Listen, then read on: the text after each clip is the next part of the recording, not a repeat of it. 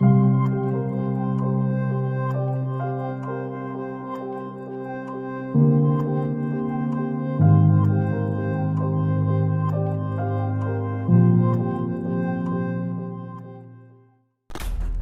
одоо энд харагдж байгаа төмөр замаас тэнд харагдж байгаа тэр үерийн далангийн цаатлын ачлага хүртэл одоо энэ хэсэг бүхэлдээ сэлбетонд дуулын үерийн хамгаалтын бүс гэж нэрлэгддэг.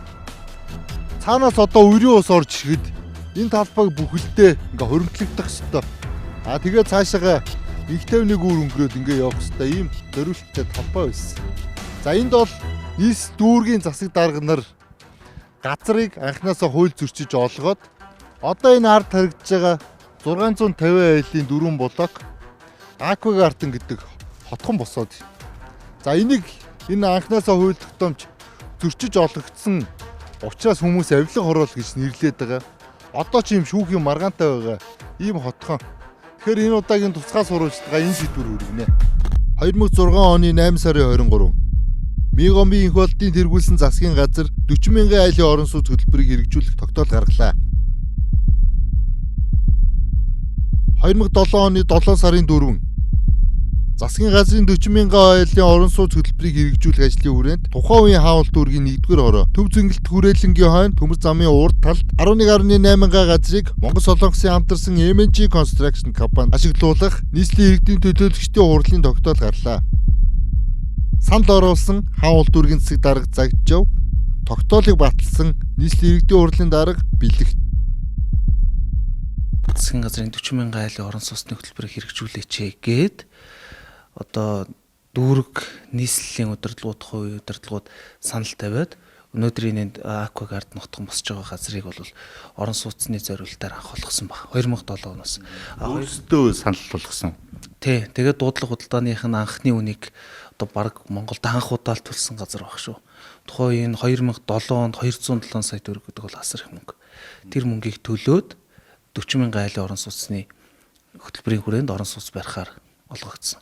Үндэсний алтан өргөөгээд бүхэлдээ орон сууцаар ингээд төлөвлөгдсөн тийм. Харин түүний яриг он чийдэл төрийн бас байгууллагын хуульч Эрдэнэ очирнаар үгүйсгдэгэ. Тус төрийн бас байгууллага 2022 оноос уг газарт барилга барих ёсгүй гэж шүүхтэлцэж байгаа юм а. Засгийн газрын 40 мянган айл орон сууц хөтөлбөрийн хүрээнд манайхын газрыг эзэмшиж авъя гэдэг хүсэлтийг хаалт дүүрэг нийслэг өгсөн юм байна лээ. Тий. Тэнгүүт тэнд бол засгийн газрын 40 мянган айл орон сууц хөтөлбөр дотор нь энэ байршилтыг орон сууц барих талаар тогтоол дээр нь байхгүй байхгүй юу? Өгж өгсөн юм яа. Үгүй. Ямар ч байхгүй. Тэгээд засгийн газрын нэрийг л одоо хий ашигласан ч юм уу тийм. Одоо олтлоо. За тэгээд анх орон сууцны зорилттой гэж газар эзэмшихийг олгосон. Тэгэхдээ тэрнийг авах зөвшөөрлөө өгөхдөө за яг бидэнд туулга үнэн биш Канаан баримт байдаг юм л да. Хаан олго явж байсан 6 жилөө 7 жилөө байр танаад өгнө мөгн гэсэн юм бичиг байдаг шүү. Нийслэлийн засаг даргын шийдвэртэй бол бүгд болоод маргаж байгаа. Дээр нэмээд одоо усны тухай хуулийг зөрчөөд онцгой хамгаалтын хүсэлд барилга барих зөвшөөрөл өгсөн. Нийслэлийн одоо барилгатай холбоотой архитектур төлөвлөлтийн даалгавар, эскиз, баталдаг албан тушаалтнууд байна шүү дээ. Нийслэлийн ерөнхий архитектур, хот байгуулалтын газар, барилгын хөгжлийн төв, барилга хот байгуулалтын яам гэдэг энэ байгууллагуудын олгосон шийдвэр шиг үйл ажиллагаануудтай холбогдуулж шүүхт өгсөн. За ингээд 3 жил, 4 жил яваад анхан шатны шүүхийн шийдвэр гарсан сая. 2008 оны 9 сарын 7 нийслэлийн засаг дарга Батбаярын 442 дугаар захирамж. Хаалт дүүргийн засаг дарга Загжавын захирамжийг үндэслэн MNG Construction компанид 11.8 га газрыг 5 жилийн хугацаагаар орон сууцны зориулалтаар ашиглуулах шийдвэр гарсан юм а. Үүний дараагаар бол 2011 оны 256 дугаар захирамжаар эрхийн шилжүүлээд Капитал банкнд эрх шилжүүлсэн байдаг юм билээ 111 мянган метр квадрат талбайг. Капитал банкнд яагаад шилжүүлсэн юм бол? Тэгээ энэ бол хууль бус болохыг тогтоосон бас шүүхтэр маргаад 2013 онд тэр Капитал банкнд шилжүүлсэн одоо шийдвэр нь хуулиасны биш байна гэж одоо үзээд MNG компани одоо эрхийг бол эргүүлэн одоо MNG компанид одоо эзэмшүүлсэн байгаа. Батүл засаг дарга биелүүлэхтэй шийдвэр гүйцэтгэл хүртэл одоо биелүүлээ гэдэг ш. Тэнгүүтээ нохоон байгууламжийг гаргачихж байгаа юм. За тэгээд ногоон байгууламж болгож өөрчлөсөн төв шийдвэрээ үгүй наа чи ногоон байгууламж биш ээ орон сууцны зорилттой байх хэрэгтэй гэж маргаагүй шүү дээ.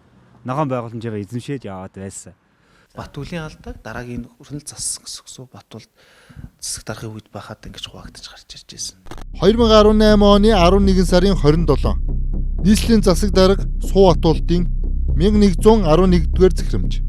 Энэхүү захирамжаар ногоон байгууламжийн зориулалтаа уг газрыг 3 хуваасан. Инхдээ үйлчлэгээний зориулалтаар 29444 м2, усан парк спорт цогцлборын зориулалтаар 79875 м2, бусад зориулалтаар 2642 м2 газрыг MNG Construction компанид эзэмшүүлсэн.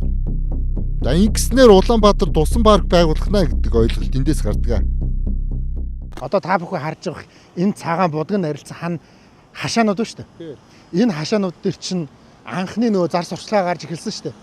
Азад байхгүй томоохон хэмжээний усан парк бий болно гэж бичлэг явуулдаг. Дунд голын иргэдэх шарилжид эзлүүлсэн 11.8 га талбайн 70% ногоон байгууламж, үлдэх 30% усан парк амралтын цогцлбор барихаар төлөвлөжээ.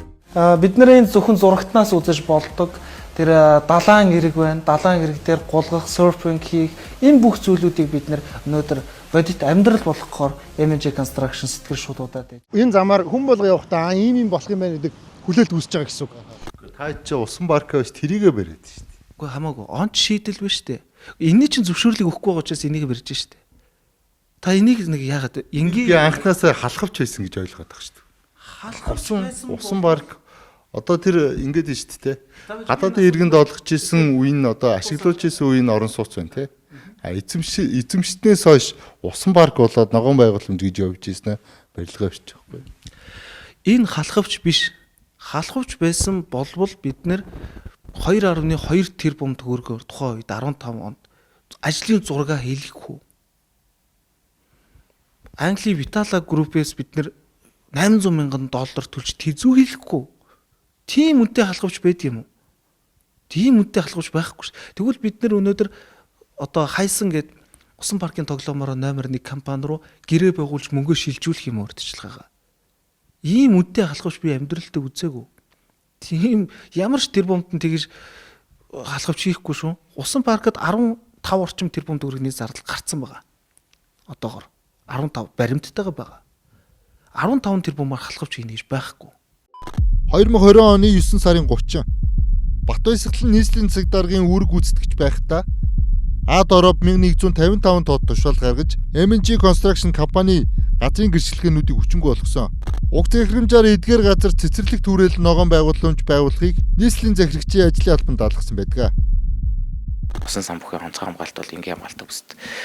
Одоо үйлчлэгээний зориулалттай бол орон сууцны зориулалттай газар ингээд эзэмших гээд байна гэж үзээд. Тэгээ ер нь бол хууль одоо гэрээр одоо хүлээсэн үүргээ биелүүлээгүй цаашд ер нь бол хилээд байгаа усан парка барихгүй байна гэж үзээд бол эрхийн гэрчлэгийг бол дуусгар болгоод захиргааны ерхий үйлдвэрлэлийн дагуу сонсорч мэдэгдээд ингээд холбогдох нийслэлийн удирдах халуун тушаалтнуудад бол үүрэг болгосон юм захирамж гарсан юм байна. Одоо эн чинь л байхгүй. Хотын төвд ийм одоо том газар байна гэл хүн болгон шунэ шүү дээ. Үгүй тэгээ яах гэж тэгвэл 2007 онд тэгээ газар болгоцсон. 40,000 айлын орон сууцны хөтөлбөр хэрэгжүүлмээр байна, орон сууцруулмаар байна гэд зүгээр явжсэн компанид өөрсдөө олгочоод тэгээ бид нар өнөөдөр буруутан болоо суух уу.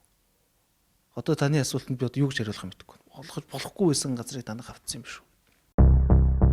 Газраа ураалгасан компани хотын захиргаатай жил гаруй шүүгдсэн. Захиргааны шүүхийн шийдвэр MNG Construction компани талд гарсан байдаг. Шүүхийн заргын талаар тухайн үед ерөнхий сайд оюун эрдэнэ хотын дарга Сумын Азар нарын автобусанд ярилцсан бичлэг бол бий.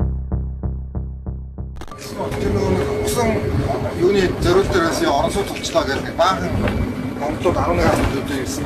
Тэр чинь ер нь Яг тийм бодсон юм уу эсвэл эхнийхэн зориулт нь орон сууцаар гарсан.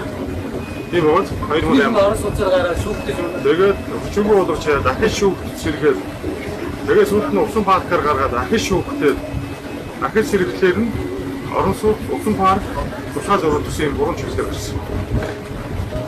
тэр одоо орон сууцны хууль зөрчөөг үүсгэн. Зөрчөөгөө угаасаа эхнийх нь бол тэгээ гарцсан. Тэгээд унгаагаад ингээд устгахжуулаад явуулсан. Энэ дунд Аквагийн артаа отгон өөр нэртэй болсон. Авилга хороолол гэж. Бид нийслэлийн засаг даргын орлогч байсан төмөр төмөө уг хорооллыг барьсан MNG Construction компани гүйцэтгэх захирал Амар Баясгалан нараас энэ талаар тодруулсан. Хин энэ авилга оруулах гэдэг нэр өгч үү? Гэхдээ тэр нэг шилэн цогоол өгсөн юм шиг байлаа шүү дээ. Авилганд хороолол. Сайхан хараа. Усан парк байна гэж байгаа ийм хороол барьж байгаа. Энэ үнэхээр тохирсон нэр шүү. Шилэн цогоог бол шүүхт өгсөн ба. Тэгээ зүхтаад ирэхгүй байгаа байхгүй. Одоо тэр авилгач гэж хэлсэн тий. Энээсээ болоод компанид асар их хэмжээний охирол үүснэ. Энэ охирлыгаа одоо тэгээд түлж чадхал байлгүй. 2022 оны 1 сарын 11. Шүүгэн шийдвэрийг нийслэлийн засаг дарга Сумын Ойцор биелүүлж MG Construction компанид газрыг нь буцаан эзэмшүүлэхдээ газрын хэмжээ зориултыг нь өөрчилсөн юм а. Чи анх зориултны юм байгаагүй юм уу? Тэгээ олгосон юм чинь усны одоо энэ усны тухай хууль заасан, газрын тухай хууль заасан хамгаалтын бүсийн зурагт орцсон юм биш үү гэдэг агуулгаараа хүчингү болгоод өгөөч гэдэг ийм агуулга бүхий хүсэлтийг нийслэлийн тухайн үеийн нийслэлийн засаг дарга гаргаж ирсэн. За тухайн үеийн нийслэлийн юм байсан. Сумын Ойцор байсан. Тэгээд тухайн үеийн засаг дарга энийг хүчингү болгох үндэслэл байхгүй ээ. Хуулийнхны дагуу газар ингээд олгогдсон гэдэг агуулгаар хариу өгсөн. Тэгээ энэ нь болохоор нөө шүүхэд хандах бас нэг төрлийн урдсан шийдвэрлэх ажиллагаа нь болж байгаа. Ингээд шүүхэд хандсан. Шүүхэд хандаж эхэлж байхад би өмнө ч гэсэн олон хэсэгт ярьжсэн. Хоёлоо өмнө ярьжсэн. Өмнө яг энэ хэсэг ярьжсэн. Энэ байшин одоо энэ байшингуудын гэсэн үг шүү дээ. 4 дахь давхрын цутгалд явуулж ирсэн. 4 давхар байж хат нь одоо та хэд ингээд хандаад явсан байна те шүүхэд. Одоо 20 хэдэн давхар гээд энэ ингэж эдийн хэмжээний одоо хугацаа алдах хугацаанд одоо хичнээн байгууллагууд одоо эсвүүлтлээр гэх юм уу энэ үйл явдлыг одоо өгшүүлсэн байхгүй. Нийслэлийн засаг дарга бол энийг зогсоох эрх нь байгаа шүү дээ. Захиргааны ерөнхий хуулиараа.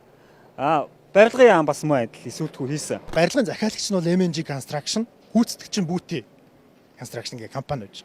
Одоо эргээд цаг хугацаа явах юм бол хэн орж ирэх юм бол энэ байшинд байр захиалсан олон сая төгрөгөө өгсөн иргэд орж ирнэ. Шүүх өөрөө энэ хязгаарч хийж чадахгүй тийм гацааруугаар өөрсдөө өөр оруулахад бэлэн болоод зогсож байгаа юм. Тэр бидний ердөөс ийм нөхцөл байдал руу анханасаа олохгүй тулд нэхэмж гаргасныхын дараах нь актын биелэлийг хөдөлгөлзүүлэх буюу энэ асуудлыг шийдэд дуустал шүүхээс ийм хязгаарлалт тогтоож өгөөч. Барилгын үйл ажиллагааг зогсоож өгөөч гэдэг шаардлага тавьсан. Одоо хүртэл тэр шийдвэр гараагүй ингээ байж байна. Тийм эрх хэмжээний шүүхэд юм байгаа. Шүүхэд байж байгаа. Маш олон даваа талтай. Эргээд энэ гарч байгаа сөрөг дагавар чинь хит том болох вэ? Хит олныг хамраах вэ? Нөгөө зөрчигдөд байгаа эрх чинь улам илүү болох вэ гэдгээс хамгаалж яг тэр маргасан цаг үе дээр нь байгаа байдалд зогсоодог ийм ач холбогдолтой хууль зүйн техник арга техник байхгүй.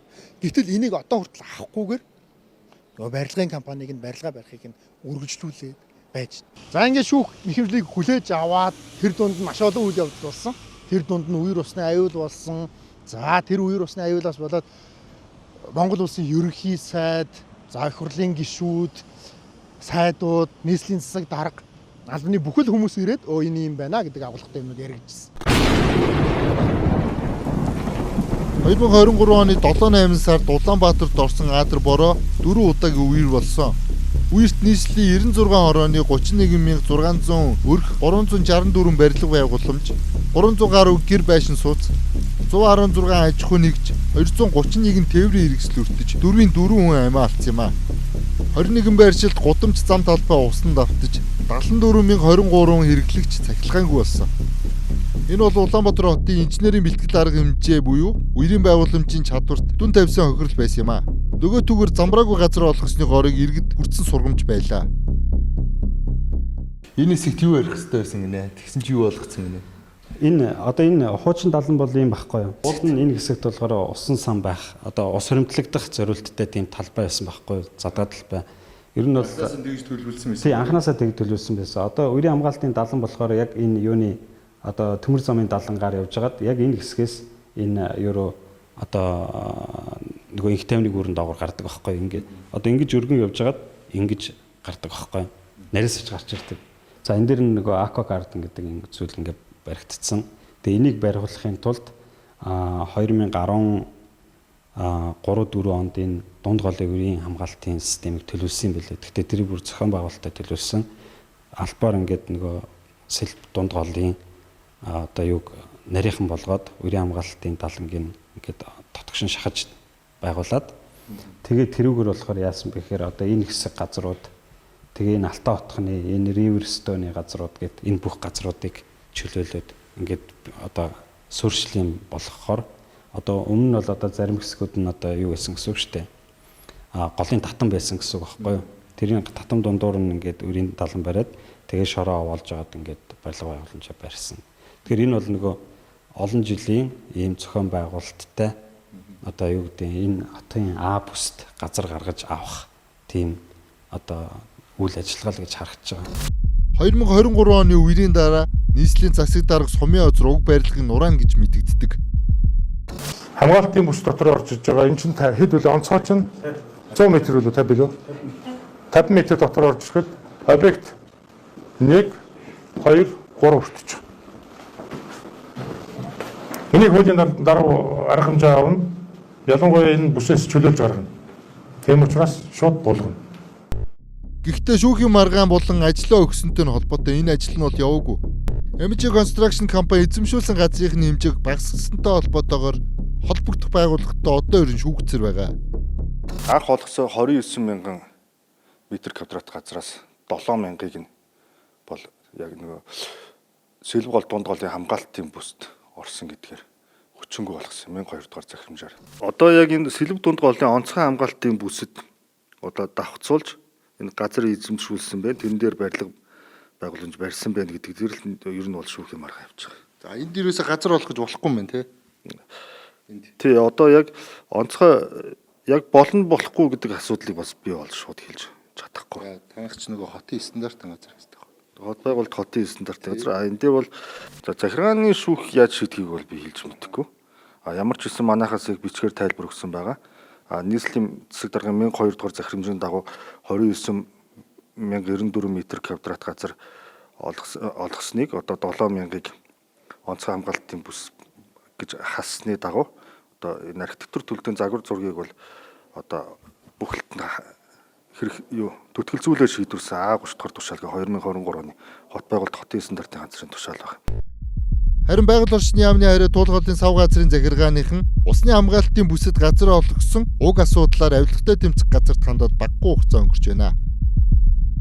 За одоо авилга хороол гэж нэршсэн яваад байгаа энэ Аквагардны асуудал дээр бол авилгатай тэмцэх газарт иргэд байгууллагуудаас бол 2023 онд за 2022 онд ч гэдэг юм уу өргөдөл омдол өгөөд хандсан асуудал. Энэ дээр бол одоо авилгатай тэмцэх газар хуулиар хүлээсэн чиг үүргийнхаа дагуу шалгалтын ажиллагаануудыг бол явуулж байгаа. За бүрэн шалгалт ажиллагаатай холбоотой асуудал нь бол прокурорын хяналтанд байгаа учраас юу гэдэг нь дэлгэрэнгүй бас мэдээлэл өгөх асуудал бол одоохондоо бол байхгүй байна. Гэхдээ юу гэдэг яг нөгөө дунд голын хамгаалтын хязгаарлалтын бүс рүү бол одоо ингээд ороод ингээд баригдчихсан. За мэдээж одоо тодорхой хэмжээний хууль тогтоомжийг зөрчсөн асуудал дээр болвол хуулийн дагуу энэ бол арга хэмжээ бол авагдаж одоо юу гэдгийг энэ нөгөө эрсдлийг бууруулах энэ асуудлууд нь бол цаашдаа яригдаад явах бах. Хэрэг бүртгэлтийн хэрэг нээсэн шүү. Хэрэг бүртгэлтийн хэрэг гэдэг бол эзэн холбогдогч байхгүй гомдол мэдээллийн дагуу шалгадаг ажиллагаа. Хэрэг бүртгэлт байсан бол одоо энэ чинь хаагдах хугацаа бол болцсон байна шүү. Тэгэхээр энэ мөрдөн байцаалтын хэрэг юм шүү. Биш. Дэргатигээс тодруулаарай. Биш байхгүй. Ингээд манай компани нийгмийн дайсан юм шиг бүгд бидний эсрэг ажиллаж байна. Авилгатай тэмцэх газар намайг 2-3 удаа дуудсан, гэрчээр дуудсан. Бүх тайлбар мэдүүлгүүдийг би бүгдийг өгсөн. Чисэн богдуулж танахаас юм өмнөхсөн тохиолдол нь байд юм. Чисэн богдуулсаар л байна. Чисэн богдуулж л байна. Ястаа жинхэнэ харин усан парк барьж дуусны дараа магадгүй хэлэх бах те. Ихэнх нь одоо яагаад юм нөхцөлөөс. Эхлээ би усан парк барьмаар. Авилгатай тэмцэх газар дээр бол шалгагдж байгаа гэдгээр нь бол хариуцагч нараас бол тэр эрүүгийн хэрэгтэй холбоотой асуудлыг шалгаж дуустал захиргааны нэрийг төтгөлзүүлж өгнө гэсэн хүсэлт гаргасны дагуу одоо энэ MG Construction компанийн нэхэмжлэлтийн хэрэг нь бол захиргааны хэргийн шүүхтэр бол төтгөлзүүлсэн байгаа. Сэлбэг дунд голын татамт газрын зөвшөөрлө өгсөн олон шийдвэрийг хүчингүй болгуулахаар улсын ерхий прокурорын газраас бас шүүхэд хандаад байсан юм байна. Энд гэхдээ амжилттай болоогүй. Харин өмгөөлөгчдийн төрийн бас байгууллага олон жил заргалтж тууштай явжээ. Онцгой төрийн бас байгууллага нийтийн ашиг сонирхлын төлөө стратегийн өмгөөлөлт хийдэг. Бид энэ байгууллагатай шүүхтэлцээгүй. Бид нэр зөвхөн юуны нийтийн эдлэр газрыг аль нэг компанид өгсөн тий. Энэ нь одоо энэ тохиолдолд MG Construction гэж компани байж таарсан. Ер нь ямар жишг тогтоолгомор юм. Одоо энэ барилгыг нураалгамаар байгаа юм уу? Эсвэл цаашид бас ийм барилга одоо газар олголт ер нь хийлгмээргүй байгаа юм уу? Ер нь ямар жишг тогтоолгомор? Хамгийн чухал юм нь энд хууль хэрэгждэг байл гэж. хамгийн чухал юм нь хууль хэрэгждэг бай. Бид нар одоо ингээд муу жишгүүдийг хүлээн зөвшөөрөөд болохгүй зүйлүүдийг хүлээн зөвшөөрөөд яваад ах юм гэж. Тэгээ энэ улс чинь энэ нийслэл чинь тэгээд ингээд болж бүтэхгүй ингээд явааж болох юм уу? 70 таа учраас онцгой дэглэм тогтоохгүй гэд гарцсан байхад тэр журмыг хэрэгжүүлээд мэдээллийн санд өөрчлөлт оруулсан бол ийм буруу зураг явахгүй байхгүй юу?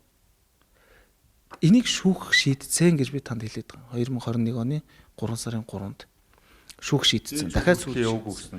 дээд шүүх хүртлээ яваагүй. Нийслэл өөрсдөө ойлгож байгаа, өөрсдөө алдаа гаргаснаа хүлээн зөвшөөрсөн шүүхийн шийдвэр төр байгаа. Дав заалтаагүй, дав заалтаад яах юм? Тийм байна. Бидний буруу байна гэдгээд эдгээр бүгдээрээ сууж байгаад ярьчихж байгаа шүү дээ. Бүр 2004 онд баталсан усны тухай хуулиар 2002 онд баталсан газрын тухай хуулиар за одоо 20 жилийн өмнө юм ярьж шүү дээ. 20 жилийн өмнө хэдүүлээ ус байгаа хэсэг дээр ердөөсөө тийм хийхгүй баяа гэд бүх нийтээрээ парламент баталсан хуулийг одоо тэгээд дагж мөрдөхгүй мөл гэж. Тэнд нэг байшин байна, энд нэг байшин байна, энэ барьцсан юм чинь тэр нь болно, энэ нь барьцсан юм чинь энэ нь болно гэд бүгдийг ингээд барьцаж хийх юм уу? Тэгэхээр одоо энэ улс чинь тэгээд хуулиа яах юм? Эсвэл хуулиа нэг бүр бүгдийг хүчингү болгож жагаад жишгээд авах юм л та. Энд болцсон юм чи тэгвэл энийг болно гэж үзье. Энэ хүнд болохгүй гэлцсэн учраас энэ хүнд нь ч гэсэн болохгүй гэж хэлье гэдэг. Хамгийн чухал энэ ердөөсөл юм. За Улаанбаатар хотод усны хамгаалтын онцгой бүсэд баригдсан нийтдээ 8444 барилга байгууламж байд юм байна. За энэний нэг нь л одоо энэ Aqua Garden гэдэг хотхон. Хууль шүүхийн маргаан нь одоо эцэслэн шийдвэрлэгдээгүй байтал хөрөнгө оруулагч нь энэ барилгын компаниуд нийтдээ 100 гаруй тэрбум төгрөгийн хөрөнгө оруулсан гэж байна. За 650 айл одоо төлбөрөө хүлээж байлгаж болтгоо буулгаж болтгоо нэг юм объект хил амтаа эрүүл тэмцэлтэй одоо төмний нүдэн дээр яаж босдгийг одоо бид нэр харлаа. За энэ түүхийг сая өгүүллээ. Тусгай сурвалжлага өндөрлж байна.